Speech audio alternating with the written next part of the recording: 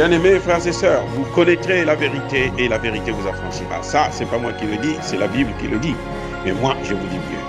Vous connaîtrez la vérité historique, notamment celle de vos ancêtres kémites, et vous aurez une vision globale de ce que c'est que la vraie souveraineté politique. J'ajoute, vous reviendrez à la spiritualité africaine ancestrale et vous comprendrez les enjeux de l'indépendance économique.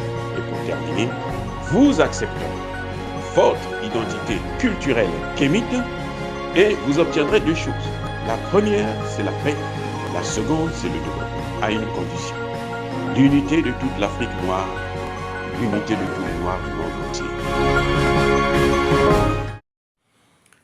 Otep à tous, bienvenue sur la chaîne des panafricanistes, par essence, par conviction et par excellence. Celle des citoyens kémites, par nécessité et obligation de combat. Nous sommes une chaîne qui n'est guidée que par nos ancêtres et rien que par les ancêtres qui appartiennent à l'égrégore du monde noir. Par conséquent, nous ne croyons en aucun Dieu venu de l'étranger. Toutefois, cette vidéo n'est aucunement destinée à inciter à la haine ou à la violence, car nous menons un combat qui est d'abord et avant tout spirituel, intellectuel et démocratique. Ensuite, il est politique, géopolitique et géostratégique. Dans l'impérialisme, le colonialisme, le néocolonialisme et l'endocoloniat, qui sont tous qualifiés de crimes contre l'humanité. Mais nous menons ce combat sur la base du principe fondamental que nous avons hérité de nos ancêtres kémites, qui est celui de la Mahat, c'est-à-dire solidarité, vérité et justice. Vous êtes donc en droit de connaître la vérité et nous avons l'obligation de vous dire la vérité, rien que la vérité, afin que justice soit rendue au continent africain. Et ça, c'est notre modeste contribution dans cette noble lutte en faveur de la souveraineté, la dignité, la solidarité et l'unité africaine.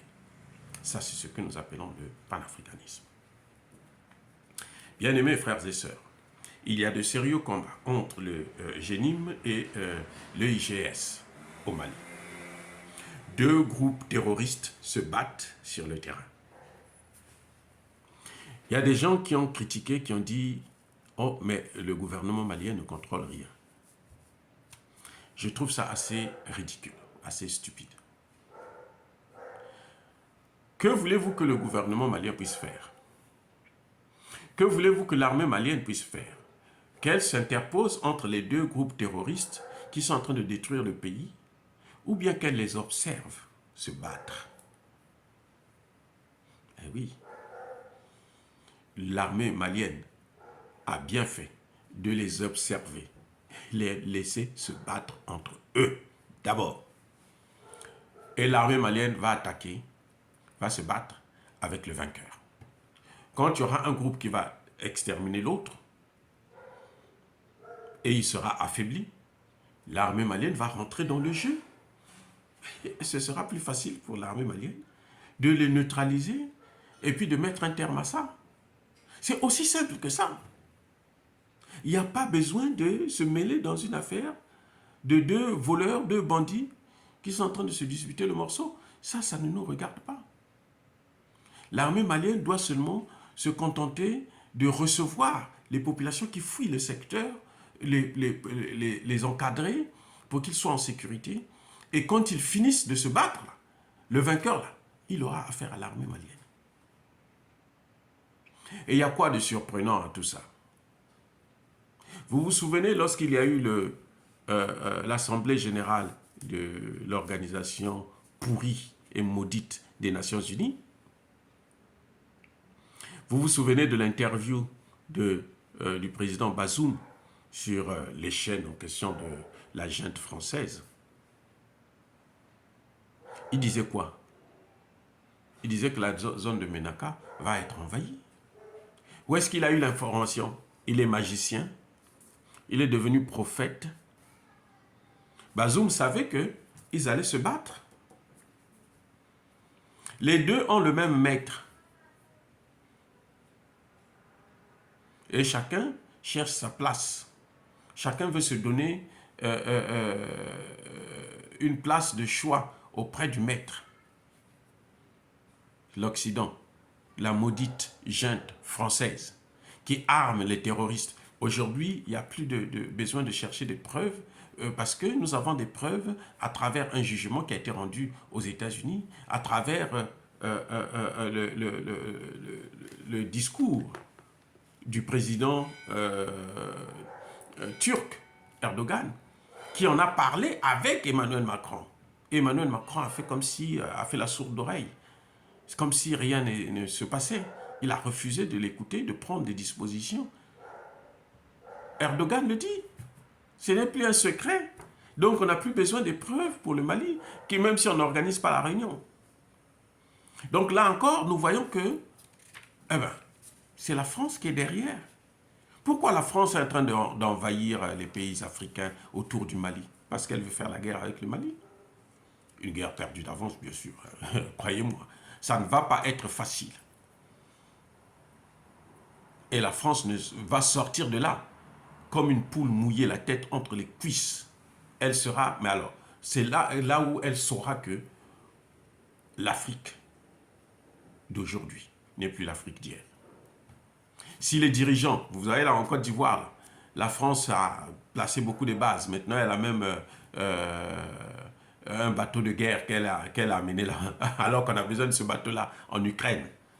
Elle l'a amené là-bas parce qu'elle veut s'attaquer à l'Afrique. Elle croit que l'Afrique lui appartient. Mais elle sera écrasée. Sachez-le, elle sera écrasée. C'est fini le temps où elle jouait avec les Africains. Non. Même sans la Russie. Avec la Russie, c'est encore plus facile. Parce que le Mali a une relation, a des accords avec la Russie. Et que si la France attaque le Mali, eh bien la Russie doit aider le Mali à se défendre. S'ils veulent faire déclencher la guerre de l'OTAN, oh, il n'y a pas de problème. Et les Américains savent aujourd'hui que s'ils continuent à suivre cette politique française en Afrique, les Américains vont couler avec la France en même temps. Eh oui. Pourquoi il y a beaucoup de pays qui soutiennent la Russie en Afrique? Pourquoi? C'est parce que les gens n'ont plus peur de l'Amérique. Vous savez, quand vous avez un maître, on était à l'école primaire. En Afrique, chez nous, à l'époque, on chicotait les élèves. Quand vous avez un maître qui tape tellement ses élèves, à un moment donné, les élèves n'ont plus peur de lui. Ils savent que, bon, ben, si je ne fais pas le travail, bon, j'aurai quelques coups et puis c'est tout. Donc, il vient, il attend. On donne des devoirs à faire à la maison, il ne fait pas les devoirs. Quand il revient, on lui donne des coups. Et puis, bon, il reste en classe. Après, il sort, il s'en va à la maison. Ah oui, c'est comme ça que ça s'est toujours passé chez nous. Donc, c'est ça, l'Amérique a tellement frappé les Africains, tellement manipulé les Africains, qu'aujourd'hui, les Africains se rendent compte que, attendez, la seule chose, c'est quoi? Les sanctions, comme ils ont fait avec le Burkina Faso, on enlève le Burkina de l'AGOA. Mais l'AGOA a apporté quoi à l'Afrique? Rien.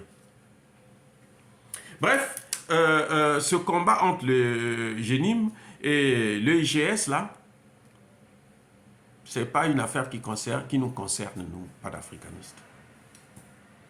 Nous devrons observer, attendre la fin de la guerre. Mais on doit encadrer la zone de guerre. Pour qu'ils se battent, là, personne ne sort de cette zone. Jusqu'à ce qu'entre eux, ils vont s'affaiblir, s'exterminer, et puis on écrase les autres. Et là, vous voyez ce qui se passe? Vous ne voyez pas les organisations des droits de l'homme. Personne ne vient parler des droits de l'homme. Ah oui, c'est ça qui est intéressant. Ils ne parlent plus des droits de l'homme. Le jour que l'armée malienne va rentrer dans la danse, va combattre le vainqueur de cette guerre, là, vous allez entendre parler des droits de l'homme. Mais c'est fini cette affaire-là. Et ce que nous souhaitons aujourd'hui, c'est que le Mali puisse faire partir maintenant la force des Nations Unies et que le Mali sorte du franc CFA. Eh oui, il faut et qu'il le fasse vite. Voilà, bien-aimés frères et sœurs. Dire cela, c'est inciter à la haine ou à la violence. Non, il y a bas, colère, il y a malembe. Nous sommes une force pacifique, démocratique. En tout cas, avant de vous quitter, comme d'habitude, je persiste et je signe. Soyez bénis par le Dieu des Kémites. Mais sachez-le, que tous ceux qui persécutent les Africains, et notamment les panafricanistes, tous ceux qui pillent et déstabilisent le continent africain, puissent être punis, écrasés, maudits, pulvérisés, foudroyés par le Dieu des Kémites et par nos ancêtres angélisés. J'ai dit et j'assume.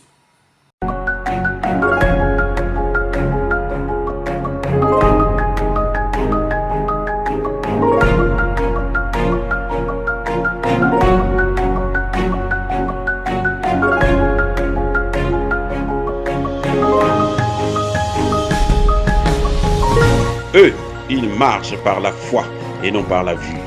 Mais moi, je vous conseille vivement de marcher par la connaissance scientifique et historique, notamment celle de nos ancêtres kémites, par les 5 sens et par l'intelligence. À vous, Apia.